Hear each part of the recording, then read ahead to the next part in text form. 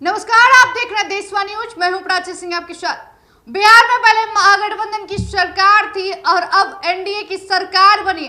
और बता दें कि बीपीएससी के माध्यम से अब शिक्षक भर्ती परीक्षा का शुरुआत हुआ, जो कि महागठबंधन की सरकार थी उसी टाइम से। और वही फेज 1 और फेज 2 की परीक्षा और वही नियुक्ति पत्र सभी लोग की ज्वाइनिंग हो गए जब करीबन 1.5 महीने की सरकार बनी।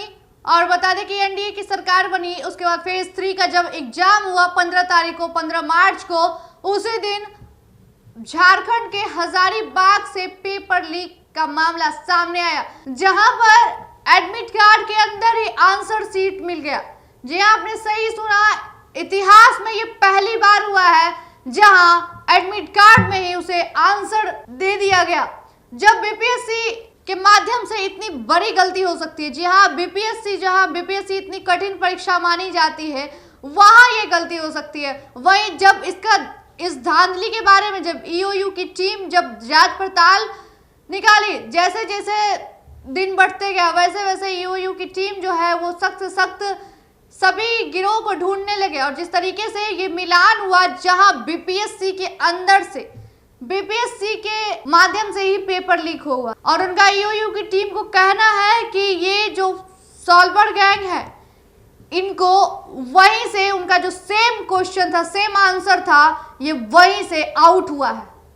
अब क्या होगा? जहां तेजस्वी यादव भी पहले कहा करते थे, क्योंकि जब पेपर लीक सामने आया तो वो कहते थे कि महागठबंधन की सरकार में कभी पेपर लीक नहीं हुआ, लेकिन एनडीए की सरकार करीबन 1.5 महीने के अंदर ही ये मामला सामने आया। और हम आपको विस्तार से बताते हैं। बिहार में 3rd फेज का टीचर एग्जाम से जुड़ा पेपर लीक हो गया। और वहीं बात करें तो किसी से छिपी नहीं है, 2 दिन पहले ही कुछ अभ्यर्थियों के पास ये क्वेश्चन पेपर उपलब्ध हो गया था। इस बात की पुष्टि हो चुकी है। बिहार आर्थिक अपराध शाखा को पहला क्लू पटना के करविगहिया से मिला था, मगर पता नहीं चल रहा था। लेकिन इस बार सॉल्वर गिरोह का ठिकाना कहां से, इसी संबंध में जब सूचना मिली तो इस बार झारखंड के हजारीबाग से इसका खुलासा हुआ। वहीं सरकार से लेकर बीपीएससी तक को इससे निकलने का कोई उपाय नहीं सूझ रहा है। आलम यह है कि आर्थिक अपराध शाखा भी कुछ बोलने से परहेज कर रही थी, लेकिन अब जब उनके सामने यह बात निकलकर सामने आया कि बीपीएससी के अंदर से ही ये आउट किया गया है, बताया जा रहा है कि सियासत और ब्यूरोक्रेसी में बड़ी रसूख रखने वाली गर्दन फंसी हुई है। पैरवी करने को लेकर भी तेजस्वी यादव ने लिखा था कि अब नीतीश भाजपा सरकार 1.5 महीने में ही 17 साल के पुराने कारनामों को सामने लेकर आई है।